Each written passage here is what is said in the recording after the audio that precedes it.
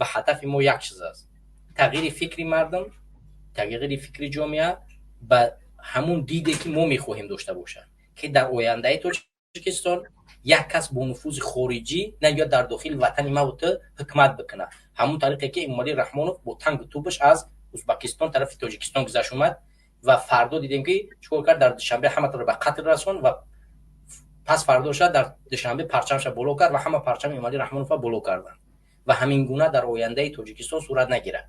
مثلا فردا یک نفر از همه خارج با نفوذ هر کسی که در تاجیکستان رفت در روش توف کنن. همین طریقی که ایرانی‌ها امروز در داخل وطن چون اتحادن، میگه که ما فرق نمیکنه با هر کسی که باشه، همینجا در داخل وطن اتحاد میشیم و نمیگذاریم که کسی به ما حمله کنه. زیادش همه حرف میزنن، البته دور کمتم، ولی ایستادن تا دیدی که هیچ تظاهرات نشید، حمله خارجی را هیچ کس در داخل ایران نپذیرفت.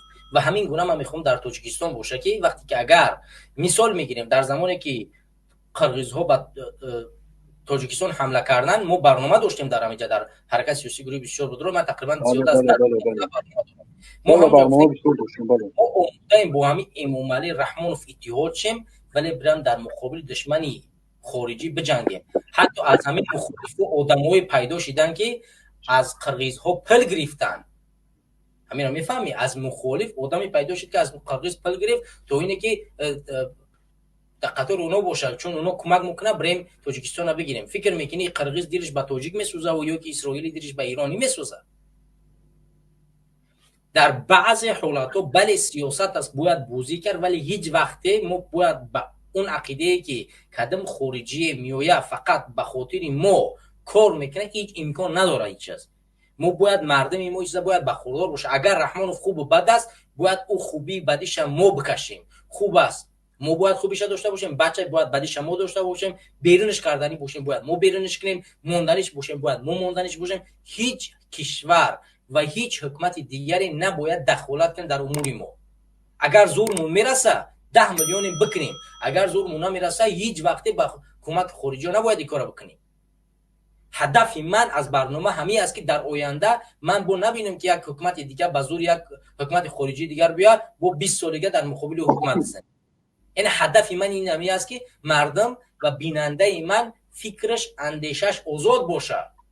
هدف شما همین است که خلق هر روز بیدار کردن در کار، خلق خمون بود پرابلم خمون در بین خمون در دوری وطن خمون ریشه کنیم. تمام دیگه اگه مثلا در کار نیست. بله ما در یک آدم دیگه در دیگه آدم اومد و دیگه مثلا ادالژه نمیکنه، بود پرابلم بسیار میشه. فهمیدی دیگه любой دولتی که کم ترک مثلا اکونومی سیلنی باشه، مثلا اپوزیسیا سیلنی باشه می یاردان میکنه، بعد مشکلی مثلا بعد چون تامه بسیار میشه.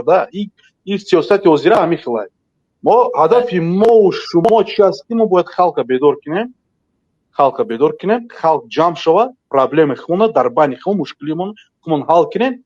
یک مثال یک دولت دیگه، مثلا یک دولتی چه بگم دلپر یا دولت آزاد یا دولتی که باشه که خلق رضا باشه. برای خلق ما خوای، خلق ما ترسونچکای، خلق ما سیاست نداره، خلق ما عقبشینه، خلق ما که رفتن بگیرید نمیدونم چی گپ میشه. تو که هر برنامه شما بیدار کردن یک ملت ما، یک توجیک، یک اپا خوار فر نداره. قدری که سیاست هم قدر بسیار رفتن میگه ان شاء الله یک کس بیدار میشه میفهمه میخونه نه که خلق ما خوب است مشکلی در سر خلق توجیک همین خیلی بسیاره که با همین توقعات کرده برده است. نمیگه سیاستش слабый значит میترسه، نمیدونم ترسونچکش بسیاره. برای من با ترسیقاتی یگون کار کرده نمیشه، یگون کار کرده тем более که همین روز وقت زد شما прекрасно میفهم میدونید کارمو проблема ما خمونای проблема بحد вазбин خمونای. ما باید همه یک شده یک муж شده خسته требует кадан. по-хорошему по-плохому. Тогда мы अगर безебам мисол создавать کنیم بخезیم انقلاب безеб کنیم проблема خمونای.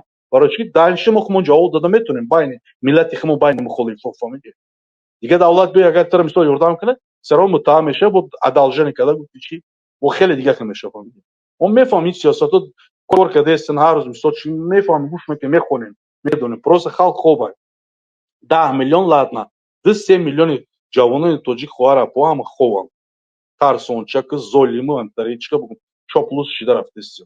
من نمیدونم وطن دوستان کوی که چوپلوس شدگان چی شدگان من هیچ نمیفهمم.